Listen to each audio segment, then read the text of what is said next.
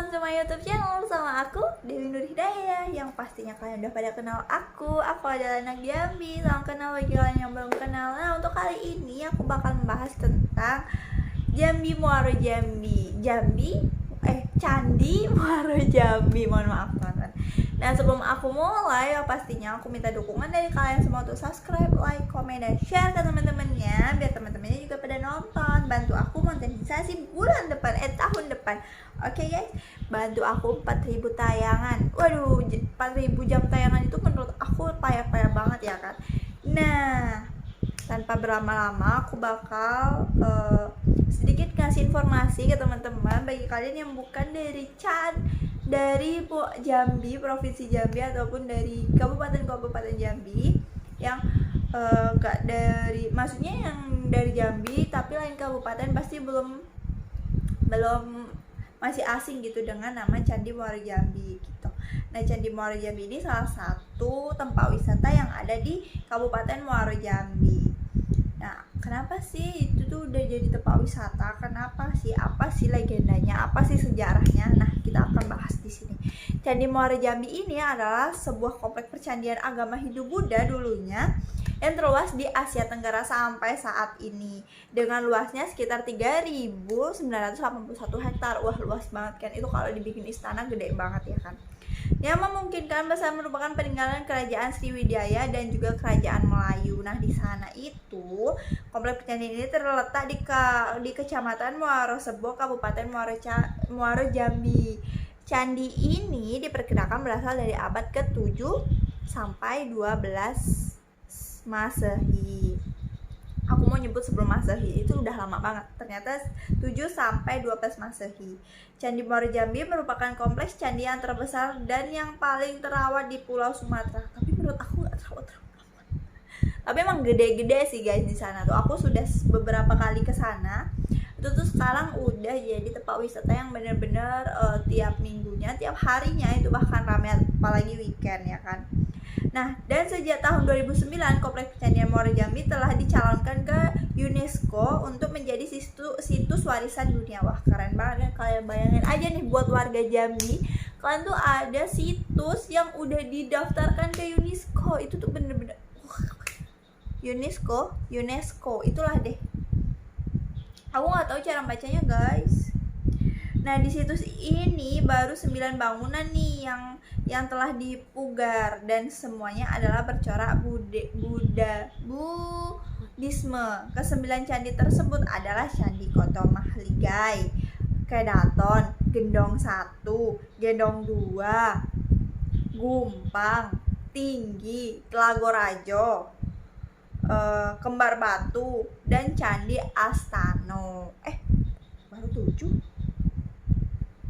Dan dari sekian banyaknya penemuan yang ada, Junus Satrio Atmojo menyimpulkan daerah itu dulu banyak dihuni dan menjadi tempat bertemu berbagai budaya. Ada manik-manik yang berasal dari Persia, Cina, dan India.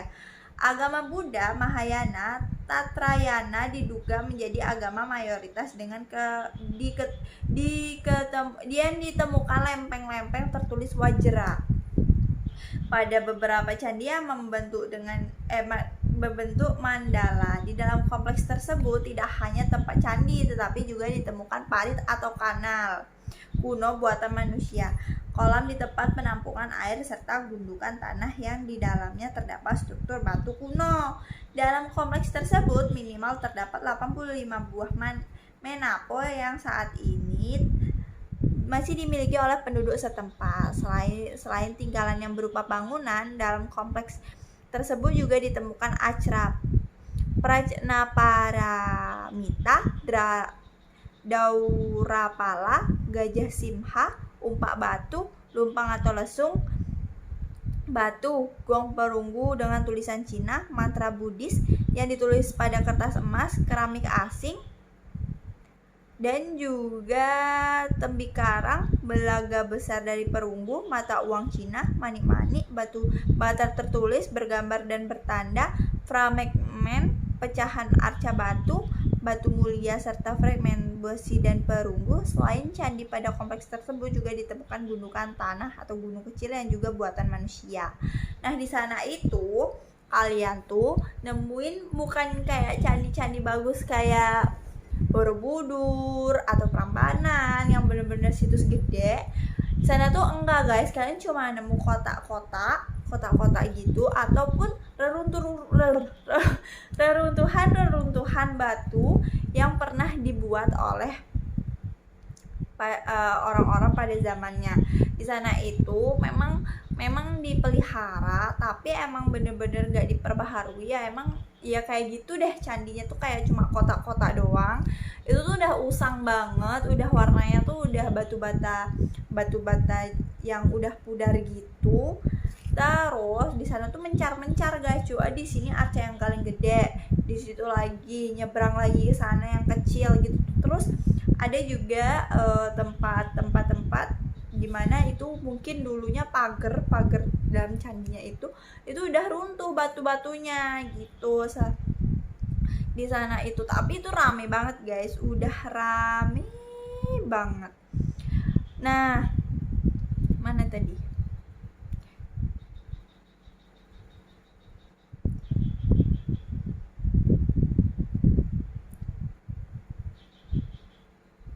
Nah, oleh masyarakat setempat, gunung kecil tersebut disebut sebagai Bukit Sengalo atau Candi Bukit Pera. Meskipun kompleks candi ini sebagai warisan budaya dunia, candi ini mengalami kemunduran dalam pengolahan. Ini diperparah oleh adanya industri sawit dan batu bata di sekitaran kompleks. Bahkan sejumlah candi dan manopo atau tumpukan batu berstruktur candi berada persis di tengah-tengah lokasi pabrik dan area penimbunan batu bara. Pariwisata massal juga turut yang memperparah keadaan dengan adanya persewaan sepeda yang sering kali melindas manopo dan adanya kompleks candi yang digunakan sebagai pasar malam. Mulai dari komidut putar dan tong setan yang dipasang di tengah candi. Selain itu, kawasan konservasi arkeologi itu belum lagi dimasukkan ke rencana tata ruang kabupaten dan provinsi. Nah, kalau untuk yang kayak tong setan itu aku pasar malam itu aku belum pernah menangi belum pernah ketemu. Tapi kalau untuk wisata bersepedaan itu emang di sana tuh banyak banget masyarakat situ yang menyewakan sepedanya, karena kebanyakan pengunjung di sana males jalan kaki. Jadi kadang itu arca-arcanya dituburin pakai sepeda, kalau enggak dipaksa gitu buat jalan sepeda, jadi agak rusak rempel-rempel gitu atau gumbil-gumbil gitu loh guys. Nah, tapi aku terakhir ke sana itu udah banyak pembaharuan untuk jalan-jalannya, udah banyak dikeramik, udah banyak diperbaharui, diperindah gitu. Nah, kalau tahun 2000 berapa ya aku ke sana, udah 2 tahun atau 3 tahun yang lalu, itu di sana juga dibuat di kompleksan percandian masih, tapi di dalamnya itu dibuat kayak tempat wisata lain lagi gitu. Jadi kalau kita masuk di area itu kita bayar lagi, tuh ada kayak kampung durian itu, tapi cuma gambar-gambar durian yang gede, terus kita bisa foto-foto di situ gitu guys.